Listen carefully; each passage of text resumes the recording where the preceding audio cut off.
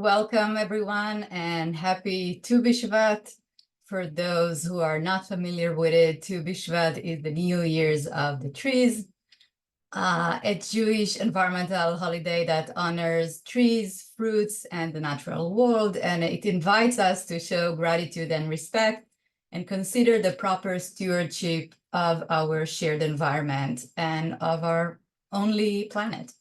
I wish we could all be outdoors in the woods together, but only second to this is being virtually together and sitting in this important webinar that will assist Jewish institutions to do better in conserving energy, reducing emissions, and saving our world. I want to thank you for joining and thank the organizations that partner to make this day happen. Our local government representative from the New York City Accelerator, my colleague at Adama, Jewish Climate Leadership Coalition, and the UJA Federation of New York, our very close partner. I'm Dr. Shachar Sadeh, the founding director of Adama New York Impact Hub. And at Adama, we inspire and empower people and institutions to feel and act on the deep connection between people and planet. We're catalyzing culture change and systemic change. And through Jewish environmental education and learning, climate action, youth empowerment, and immersive retreats, we do exactly that. Here in New York, one of the main things we are tasked to do is to support Jewish institutions and help them transition to better, more sustainable management of their institution, to understand and develop climate action. And on top of that, we also work with youth and empower them to learn and take steps to save their world. We have a beautiful Jewish youth climate movement with 14 chapters in New York and 65 chapters across the country, and it's growing. And we will not be focusing on that today, but please reach out to me if you want to hear more about our work with teens in your institution, synagogue, JCC, day school, etc. Today's event is one example of how we are supporting the Jewish community with some environmental and climate education and implementation. Today, we are here to discuss climate financing. Our previous webinar, and some of you have participated in it, dealt with the Local Law 97, which is one of the most ambitious plans to combating climate change and reducing greenhouse gas emissions in the nation. We focused on understanding the law and how to start preparing your institution for the changes it demands. Its compliance period started this month, and if you didn't see it, you can still watch it at Adama website. Today, we will touch on LL 97, but we will go wider and deeper. We will first set the context and hear from Lior Milgram Gertner about reducing energy use in general and exploring opportunities for federal incentives, funding opportunities, financing, and more support to implement energy efficiency steps. Then we will hear from Andrew Chintz about the New York City Accelerator that serves as a support system to institutions on LL 97, but the financing overview and advice that he will provide goes beyond the borders of New York City and is applicable to New York State and maybe beyond. I want to mention that even institutions that don't have to comply with LL 97 can call the accelerator and receive their support. I know that for a fact that some of you following the last webinar already reached out to them, started a relationship with the accelerator staff, and I'm happy that this is in motion. I want to say that there is a lot happening on the climate and sustainability front these days, and it can be overwhelming. It is not necessarily what you or what your institution want to deal with, but there are several support systems that are there for you. Two of them are on call today. But there are others on the city and state level. There is New York City Sustainability Help Center, and many resources with information and incentive that is out there, and it's put out by utility companies, by government offices, by private sector, and by many nonprofit organizations. And again, it definitely could be overwhelming, but I encourage you to take a few steps to start this process. Financing is not necessarily the first step, but it's a good one to have and to understand what is out there. Usually people will start by measuring energy use and cost of their institution. With that will help them identify the areas of energy waste and engage in energy efficiency planning and track progress over time to a set goal. Once you have begun measuring your energy use and maybe conduct an energy audit, the next step is to create a plan. And you don't have to call it a plan if this sounds too much at this point. You can talk about steps or a roadmap to a specific goal. Then there is many different small or not so small things that you can do. Deal with lighting and lighting control, refrigerating, heating, ventilation, air conditioning, renewables. Talk about your building envelope and so forth. There is so many different steps you can take, but eventually it will slowly lead you to the road to zero emission. And again, it could be something that you really don't want to do right now. And it's a big thing to add to your never-ending to-do list, but it needs to be done. And for those institutions that are in New York City, LN 97 definitely serves as a big motivation. And those outside of the city, I want to tell you that it will reach you at some point. Acting now is smart, as there are many incentives going around, and climate inaction is expensive. And eventually, some of us are excited to take those steps. So let's start.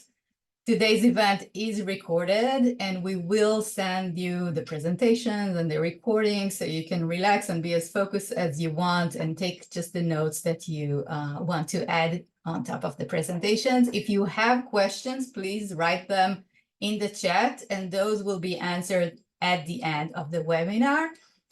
Please remain muted, and I encourage you to choose the speaker mode so you can view all the presentation very well on your screen. And our first speaker is my colleague and friend, Lior Milgrom-Gertner, the Deputy Climate Action Director at Adama, who is overseeing the Jewish Climate Leadership Coalition. Many of you on the call today are part of the coalition, along with almost 280 organizations across the United States. And if you're not a member, I highly recommend joining and taking advantage of the experts who are there to support you. It is free, and their sole purpose is to support Jewish institutions like you. Lior, please take it from here. Hello, everybody. It is my honor to be with all of you today. And it's Tu B'Shvat, and as Shachar noted, it is a day of celebration around the environment. And today, for the coalition members, they have been submitting climate action plans. So hundreds of organizations have submitted, and just one bit that is so deeply relevant to today is that as these climate action plans that organizations are submitting and sharing with us as part of the coalition are wide-ranging, but one snippet of the information that's come in as of this week is that action is happening across the board, especially as it's relevant to today. Energy efficiency is not just high on people's mind, it is being done. Over about 88% of the organizations have already taken energy efficiency measures, and if we were to 97% have taken energy efficiency measures in their organizations or are planning to do in this coming year. That means this is the thing to do. It is happening. There are resources, there are incentives, there are colleagues and like organizations who are doing this work. So today we're here to talk about just the high level of what energy efficiency looks like. And most importantly, or very importantly, how to get it funded. So can everybody see my screen? Fabulous. So let's get going. So we're here because we care about the planet, we care about our pocketbooks, and we care about community. So how to go about reducing energy use and how to get it funded on this Tu B'Shvat day. There are two areas of energy efficiency work and environment and climate that we're thinking about. They very much relate to LL97, but are by no means limited to those requirements. The first is energy efficiency, and the second is sourcing clean electricity, which is about zero emissions electricity coming in, and of course, how to get it funded. But you'll see that gets sprinkled in throughout because it matters. Energy efficiency. Important to say from my colleague at Adama, we have 2 retreat centers. And as we think about how to be models of climate action, our director of sustainable facilities is a constant reminder that the cleanest and cheapest energy used is the one that never gets used. So indeed, it's actually best for the environment and the pocketbooks to figure out how to simply not use the energy. Oftentimes with these measures, people can't see them. So it is so important, I'll get to this a little bit more later, to publicly celebrate, because it's energy efficiency is all about doing the same work, having the same experience, but just using less energy in the process. You can do it in-house and navigate, kind of just go through the to-do list and do it in-house. You can also hire external folks. For the larger the institution, those auditors and those external companies may be the right resource. And for smaller, it may be available to just do it in-house. And as Shachar suggested, you can measure your baseline. Baseline is knowing where you are today, what's your norm, so that as you make the changes, you can note how much energy you're saving, can note how many dollars you're saving. That alone is an act, it takes a little bit of effort. It may be incredibly exciting to measure your baseline. It may not, but for some folks here, it may actually be required. Like those under the requirements LL97, for instance, knowing your baseline is required. And you get to choose your own adventures for others and whether or not you want to go ahead and know those measurements. There are 3 areas of energy efficiency to name. And this is an audit would go through all of this. And if you don't have an audit, these are kind of just like the check mark of like what to do, because these are all the things that will save energy. A little bit from easiest to most challenging, often with equipment. The biggest is lighting. If you don't have LEDs, this is the technology that is 90% more efficient than the old school incandescent bulbs. Offers all of the same light and, as we'll get to, has some of the most significant payback in the environment and climate space. When you buy new appliances, buy them energy efficient. That's kind of like, once again, it's a base mark checklist of what should be done. And then some of these are some of the most common things that are happening across our organization with technology, programmable thermostats. Why heat a room that only gets used on Saturday mornings? Why heat it your weekly round? Right? Have it taken off of anyone's mental to-do list and get a programmable thermostat. Motion detectors for those community buildings that have the kind of follow Jewish ritual that offer the flexibility of motion detectors. Why light a room that somebody is only in for a couple hours a day? Motion detectors, once again, are easy to use technology. So it's neat to think about the different technologies. We're not going deep into any of this. When you join the coalition and also connect more with Shachar, you can go deeper into all of these. Right now, we're staying pretty high level. And then building envelope is about insulation. If you heat a room, if you heat a building, you want that heat to stay in. So that's about windows, about wall insulation, and that helps keep your buildings energy efficient.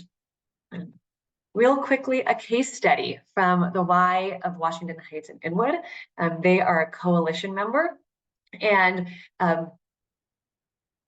these are pictures of a lighting retrofit that they recently did, and kind of say like they're not necessarily the most exciting. It looks like a hallway being lit. It looks like a classroom or a library being lit. And this goes back to the earlier piece that oftentimes energy efficiency isn't noticeable. It looks standard, it looks normal, except the numbers behind this change is indeed really exciting. This lighting retrofit, which was done this past year, cost about $25,000. The utility rebate was almost half of that, around $12,000. And as part of the coalition, they got access to the part of the typo, the Adama Climate Action Fund, which provided them with $4,000 to do this work. And here's the fun of the payback. This project pays for itself in just 1 year, with $9,000 of annual electricity savings. After just 1 year, it pays for itself. And then after that, so year 2, that's $9,000 that are not going to the utility company, that now can be used for operations, can be going to other energy efficiency work. And for a teeny project, this is for just one of their buildings, and they're now undergoing a lighting retrofit in their bigger building operations, which will have even higher savings. And just in terms of the emissions reductions, it's the same as what is used in the average home over the course of a whole year. It's just lighting, but the numbers are tremendous. The quick reference here for the bucket that is geothermal. Oftentimes this is for organizations that have a bigger footprint to kind of go deep into the earth or to go wide. But real quick to name that heating and that geothermal is a solution that offers both heating and cooling. And in terms of incentives, it is both considered renewable energy and energy efficiency. Now the bucket of sourcing clean electricity. For everybody, including those in the city and for required by LL 97, there's the option of buying clean electricity. The experience here is the same, but the gist of it is that you get the electricity from the grid, from your plugs, except you're ensuring that it's coming from zero emissions source. Especially in New York, but also applicable to most people across the country, you have the choice as the consumer as to where you buy your energy. This does often come with a slight price premium to source clean electricity in that way, but can meet other needs. But the other piece right now that's amazing around electricity is that producing your own electricity, oftentimes through solar, once again, I also referenced geothermal, is now often the cheapest way to produce your own electricity. And to get electricity. And so this is because the technology is changing, the incentives are there. And the beautiful thing about sourcing your own electricity is that you don't increase your own prices, meaning that electricity goes up by about 3% every year on average. And once you have your own, you're set in for 20 to 30 years of production. An important piece that has been coming up, especially as more and more of us are hit by disasters that once were referred to natural disasters, but now are better understood to be climate disasters, is that the need for resilience. When you source your own electricity through a solar array, it gives you access to having a resiliency site and keeping your light on when the grid goes dark. For that, one would need a battery to be installed in conjunction with the solar, but that allows you to island is the term, and keep your lights on even when the grid goes dark. Often the question is, how much will you actually save from solar or for other renewable energy sources? There's really only one way to find out, and that's from going out and getting some bids. Good to know that solar kind of at a base level is given for 20 years. It's often produces electricity for upwards of 30 now. And so sets you in for a tremendous amount of reliable and clean electricity. There are a whole bunch of ways to do it. You can install them on your rooftop if you have the roof footprint, if you have a land. So this is a particularly relevant for camps and large campuses, or even parking lots. Now, the funding and financing of this all. There are 4 big buckets, and Andrew from the Accelerator will talk more about kind of the financing piece in particular. But we have the Climate Action Fund that Adama is so honored to host. Their utility incentives and municipal incentives, the financing, and really beautifully and importantly for us as Jewish organizations is the fundraising piece. It is a connected and beautiful way to tap into community dollars. We have 2 different types of programs run the Climate Action Fund. There's a grant program that has a $10,000 max. And I did note, I know nobody here is from Orange County, California, but we are hosting regional and communal funds to support climate action work. And then there's also the North American Zero Interest Loan, which is up to $100,000 of a zero interest loan to do this work. As I referenced, New York area organizations are recipients of both of these, and really allows to maximize and to get into the get over the upfront hurdle that may exist for your organization or for a board, and start seeing the savings. Federal incentives have hugely changed over this last year. The Inflation Reduction Act, as I have here, is the most significant legislation to support climate action, especially for the nonprofit sector.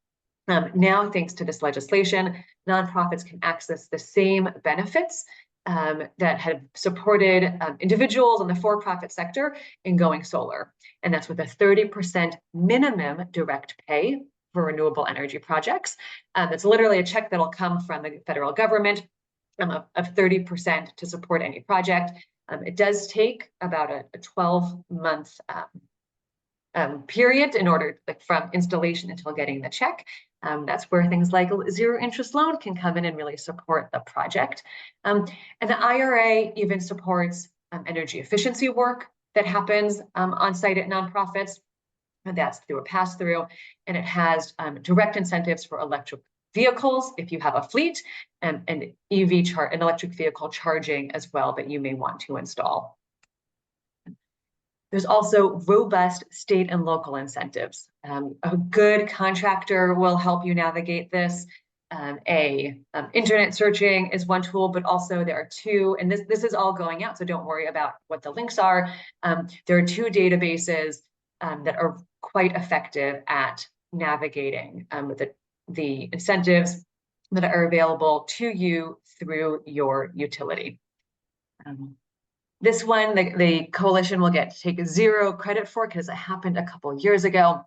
But really relevant to you is a synagogue nearby in White Plains, New York, underwent a tremendous HVAC heating and cooling energy efficiency upgrade. The work had to be done. In the process, they chose to choose the most energy efficient appliances, obviously bringing down their utility costs, lowering their emissions, and they got a $100,000 check from the utility in order to do this work. As Shachar suggested, the money is out there. Together, we can help you access it and not just comply to law, but we can do good for the earth and do really good for the pocketbook. Third-party financing is tremendous. There's more resources with the coalition, and Andrew's going to jump more into that as well. And last but not least, for us, is the fundraising piece around leaning into climate work, sustainability work at our organizations. We all have a development arm. We all work with community members, and one of the most incredible and important pieces of this conversation is that we are doing this climate work, or have the opportunity of doing this climate work to care for the world, to care for institutions and our world for future generations. That's something that so many in our community understand. And then there's the other angle, frankly, about dollars, that a donation given today to do our program work is meaningful. and we would do it today, and the money would get used this year.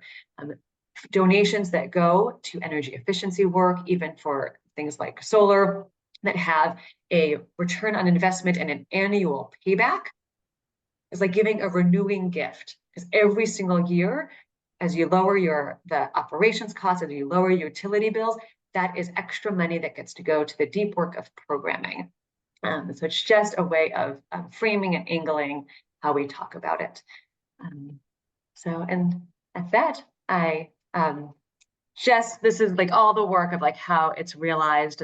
We're talking about dollars, we're talking about kilowatts, but really this is about the humans in the space. Here's the site for the coalition. As I said, we'll be following up with all of these resources, and I look forward to being in touch. Thank you so much, Lior. And of course, as she mentioned, we will send you all the links for everything that you've just heard and see. I want to invite our next speaker, Andrew Chins, the financing specialist from the New York City Accelerator. Thank you for joining us. I know you had to literally run in order to make it on time, so highly appreciate it. Andrew will take us deep into the financing process locally in and outside New York City. We will learn more about the accelerator, and I encourage you to add questions to the chat. Some of you already sent us questions ahead of time, and we will pull them from our list.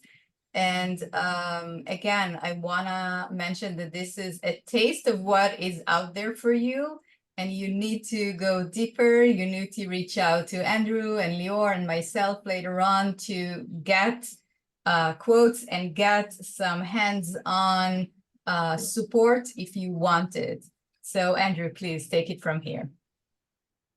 Thank you. Thank you for having me. Can you all see the screen? Good. Yes. Okay. Whoops. All right. So I am the financing specialist at the New York City Accelerator. And I'm going to, I want to introduce you and tell you about what the Accelerator is. It's a free services that we can provide to help you decarbonize your building, with focusing on of course, the financing side.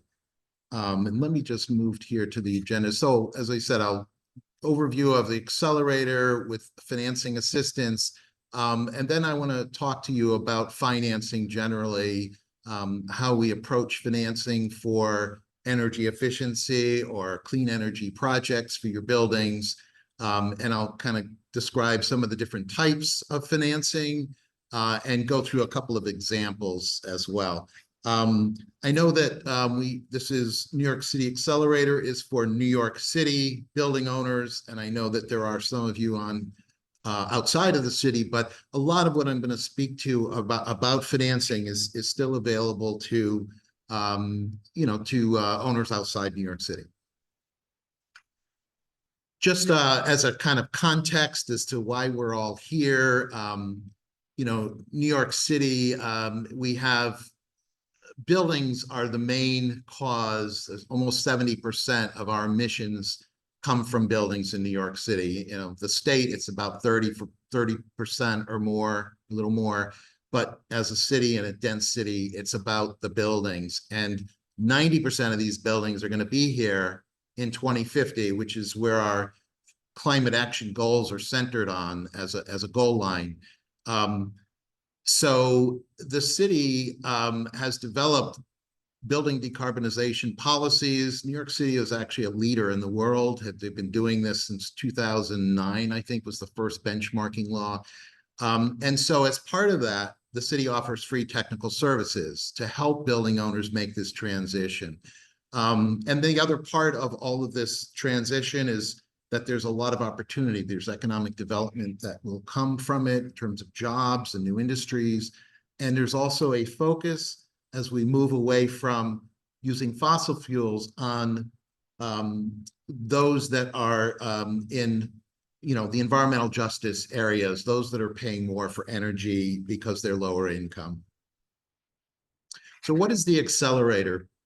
So this is a program, as I said, it's free services. It's sponsored by the city under the Mayor's Office of Climate and Environmental Justice.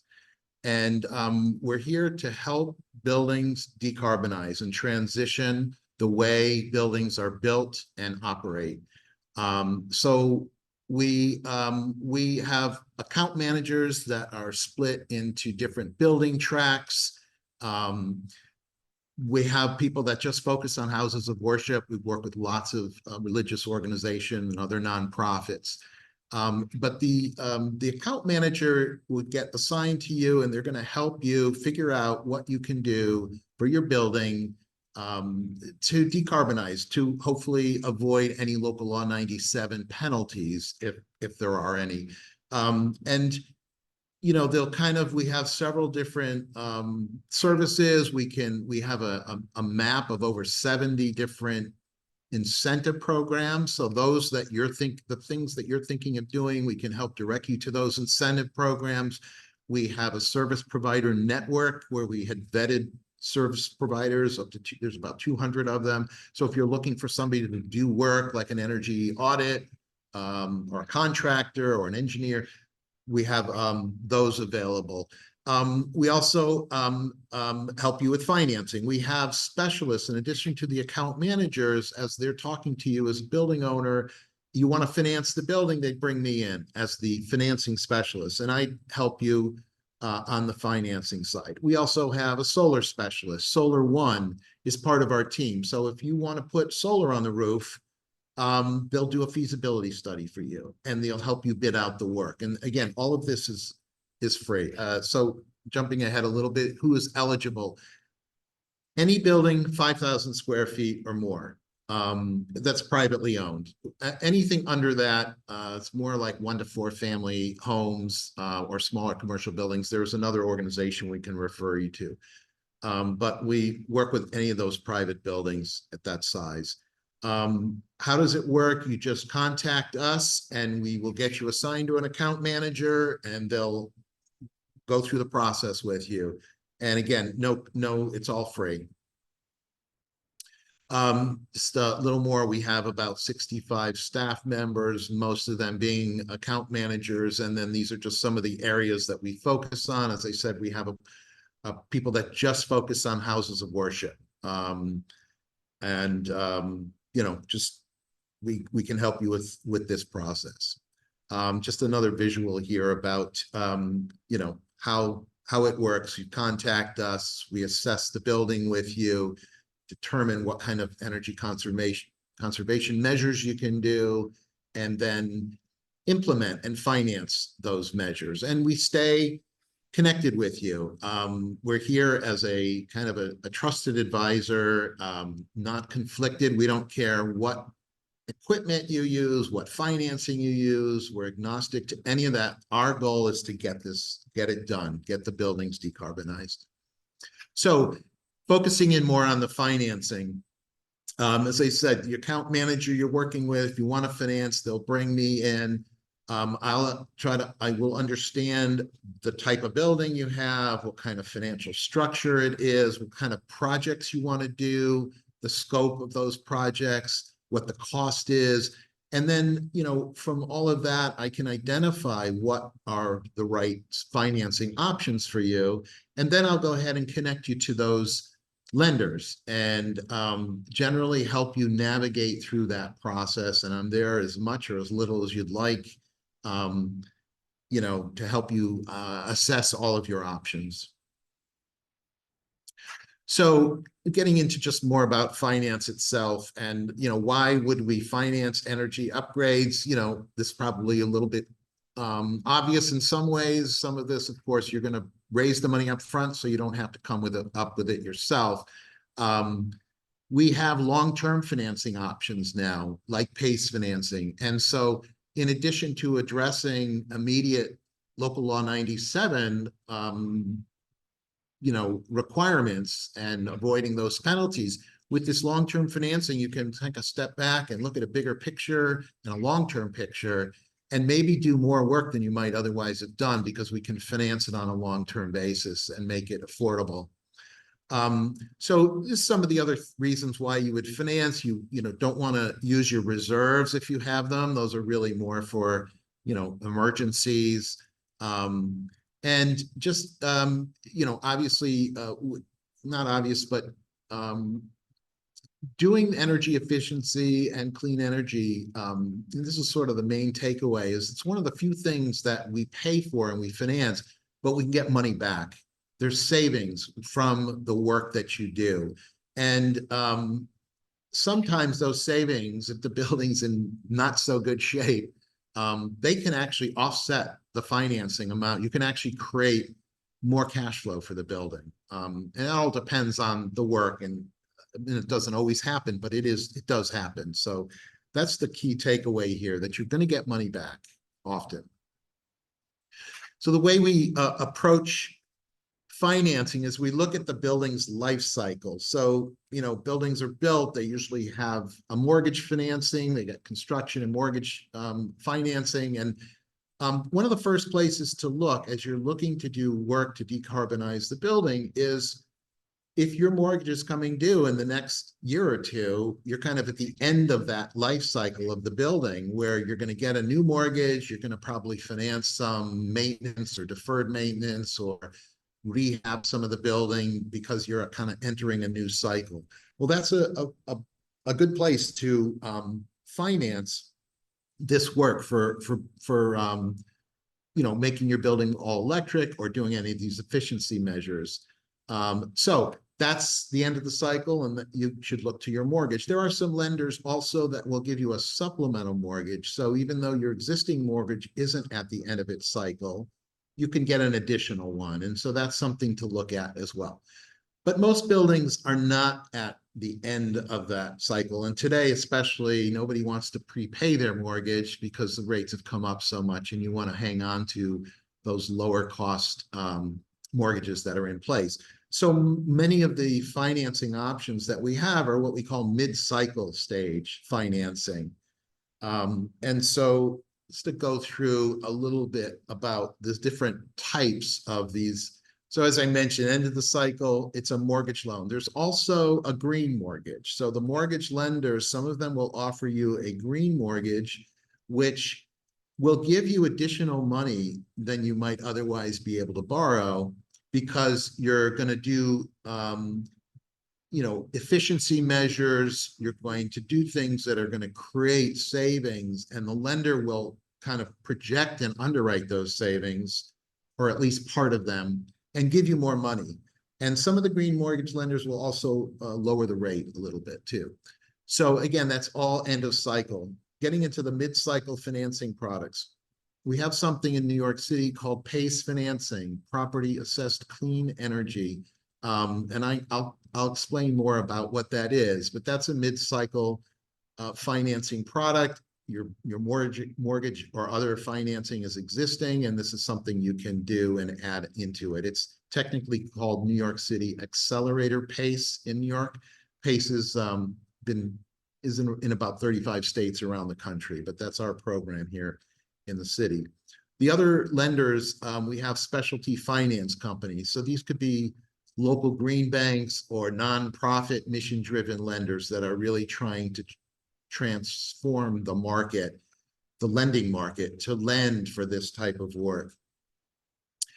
Another category is equipment loans, or in some cases, they can just do it as a lease instead of a loan. But these are third-party lenders. Some of them are from the actual equipment manufacturers or vendors. But there are a number of these that are available. One of them in particular now has a, so these tend to be shorter term loans and high rates, but they're very quick to get. But there is one that now has a Con Ed program, a rate subsidy program. So if you're using Con Ed incentives, this equipment lender gets money from Con Ed to actually make the rate lower, even as low as 0% for a 2-year loan, and it goes up a little bit from there. The other kind of category we have is what I call non-debt financing solutions. So these are energy service agreements, or sometimes they're called as a service. Power purchase agreement is another example. It's a way to finance solar on the roof without actually taking out a loan. These are kind of provided by these service providers. They really do everything. You enter into a contract with them. It's about 10 or 15 years.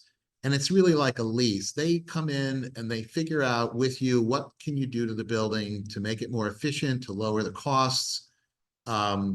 They might do the audit, the energy audit for you. They would implement the work and they would fund it. You won't have to take out financing. They'll actually finance the work and then stay involved to kind of oversee after the work is done. So it's really a full service contract, no upfront money, and this is something that can work for buildings that really just don't have money to spend even to get started.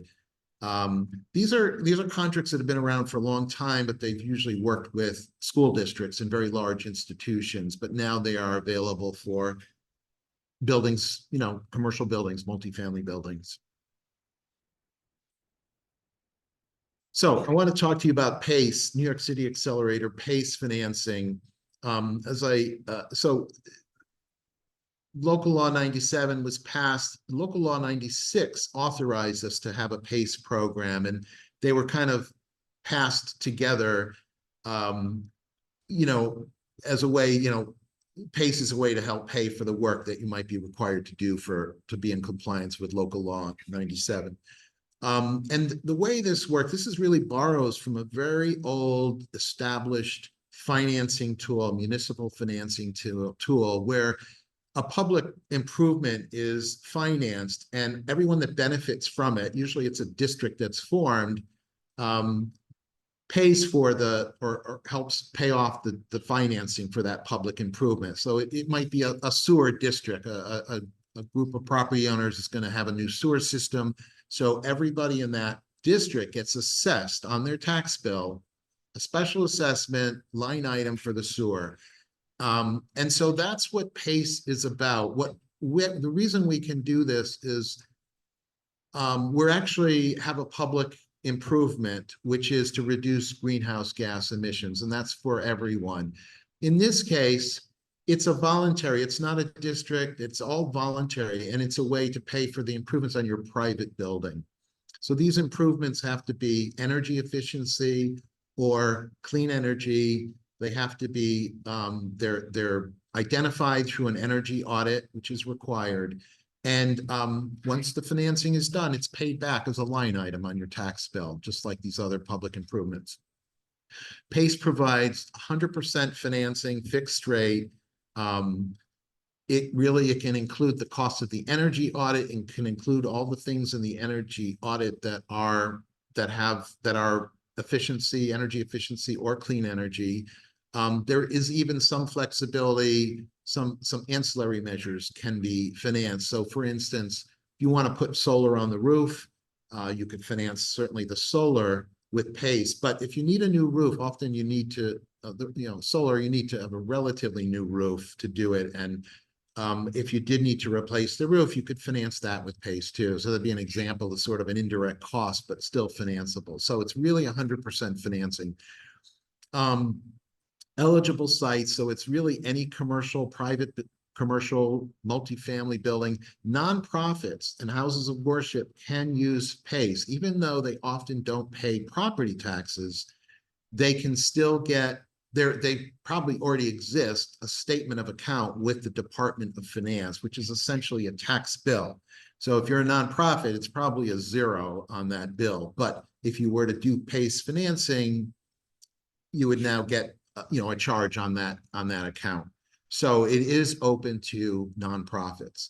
The real benefit of PACE is that it provides long-term financing, and the law allows the financing to go out as long as the useful life of the improvement. So if you're doing new windows or solar, new heating systems, these all have long useful lives, 15 to 20 years. And so the financing will be often 20 years or more. based on that useful life. And the benefit of that is because it is a long-term self-amortizing loan. So the payments can be a lot smaller, even with lower rate loans.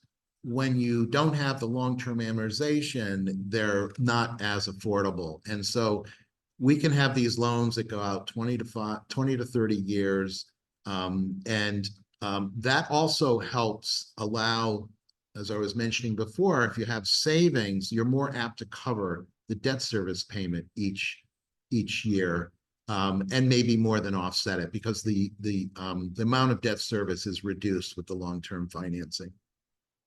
So another thing about PACE, if you were to sell the building, you don't have to pay off the loan. It's like a tax. It just transfers to the new owner. They have to pay the charge on their tax bill, and they get the benefit.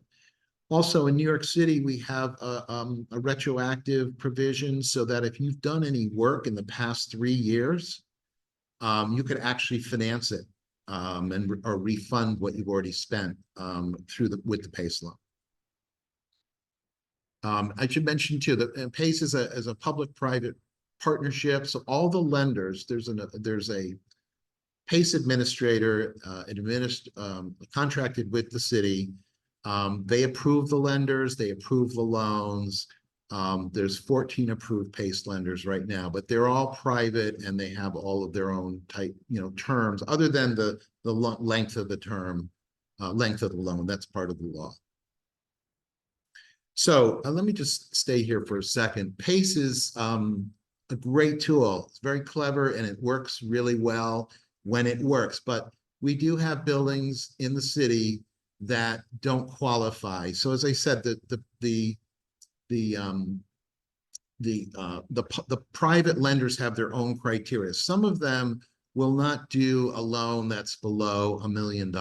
And we get a lot of requests for, 300 to 500, 300 to 700,000. That's the work that they need to do. And so they're not gonna make it for PACE because of that size. We do have a few lenders that will do loans as small as 500,000, and a new lender was just approved that claims they'll do loans as small as 250,000. So we're encouraged that we're going to be able to do more PACE for these smaller loans. The other thing is, because it's paid on your tax bill and it's a senior payment to your mortgage lender, if you have a mortgage, you do have to get consent from your mortgage lender. And that can present some problems. If the mortgage lender understands PACE, they'll usually consent to it. But a lot of them will just not be comfortable with it because it is senior. But plenty of them will do it. So that can be a hurdle, but not always. And so those are probably the two main issues with PACE, which might make it difficult to access. So what we have a group of lenders that aren't PACE financing, but they can still finance this work. And I wanted to just mention a few of those. So the Catalyst loan is offered by Inclusive Prosperity Capital. So this is one of those specialty finance companies that I mentioned. It's a nonprofit. And they actually developed Catalyst loan as an alternative to PACE because of some of those issues. And so this Catalyst loan can provide long-term financing up to 20 years. You can get it down as short as 7 years too, but that 20-year term gives you some of those benefits of the long-term self-amortizing financing. It's the Catalyst loan is not paid back as a tax charge, so you don't have to get that. You don't have that issue with the mortgage lender consent. The Catalyst loan is for a lot of multifamily, different types of multifamily housing, but it does also offer for commercial buildings, but only for nonprofit community type service buildings. So I think a lot of the audience, buildings with, buildings that are owned with our audience, they would be able to access this Catalyst loan. The Catalyst loan will do small loans, so small is $50,000. So we don't have that 500,000 to $1 million threshold loan size. Also, there's no prepayment penalties with the Catalyst loan. So sometimes people use it just as a bridge loan. If you're not at the end of the cycle, you're not ready to refinance your mortgage, but maybe 5 years you are, you could always just get the Catalyst loan, do the work. You could just pay it off with your new mortgage if you wanted to use it sort of as a bridge financing.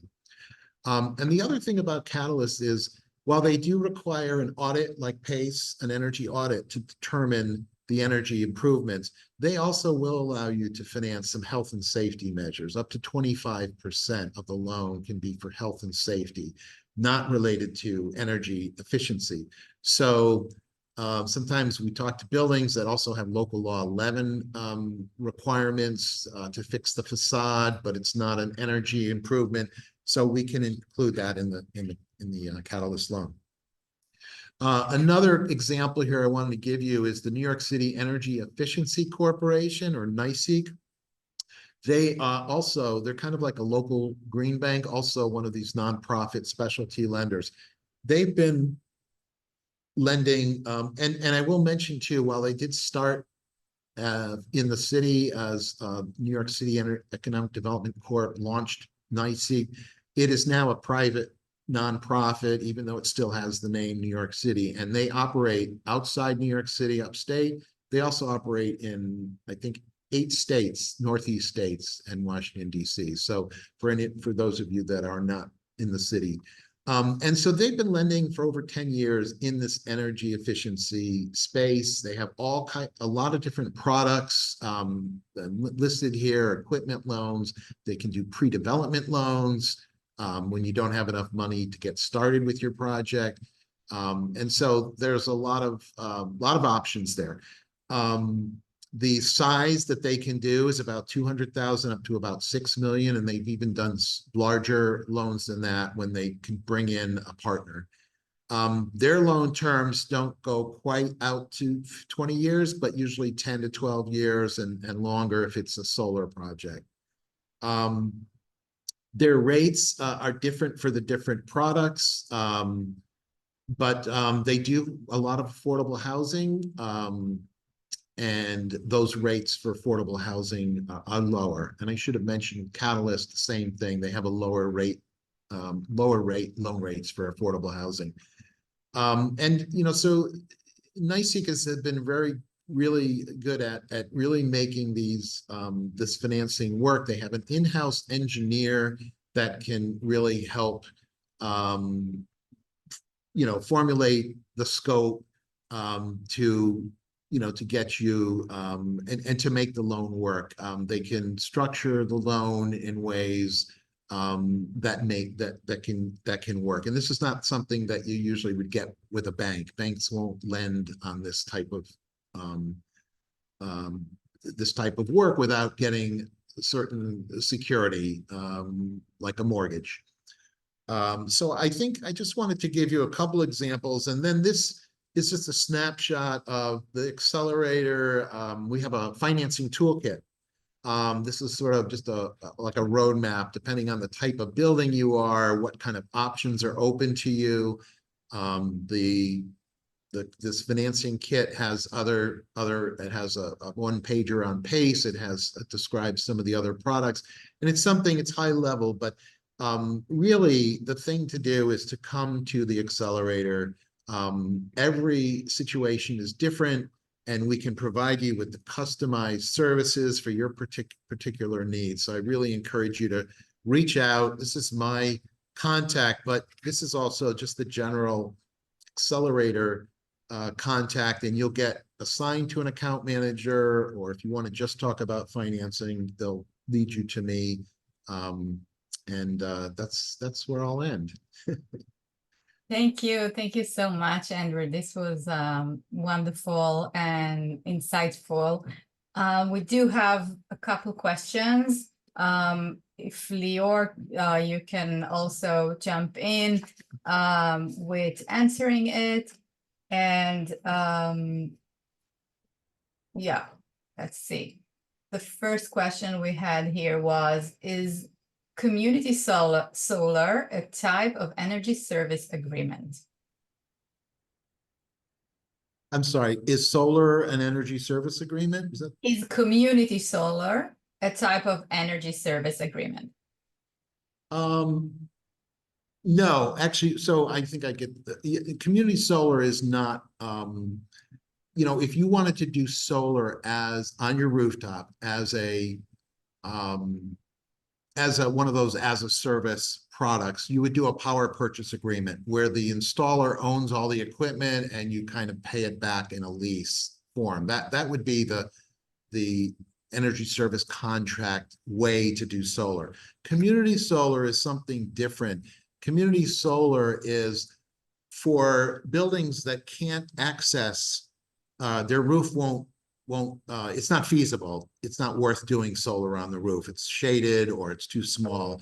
And so community solar is something that any building owner, even a renter in an apartment building, can sign up for solar. It's community solar. It's very easy. You're kind of hooking into a solar project that's in a different location. And you get some benefit on your energy bill, I think up to 10% off your energy bill. So it's very simple. You can come in and go out whenever you want. Again, it's more for people who can't do solar. But I will say that we are working more and more with buildings that become a host for community solar. And it's just another way for you to do solar in your own building and maybe provide it for others as well. And if you wanted to get more into that, I can get our Solar One, our solar specialist involved, and we can look at whether community solar is something that you can pursue.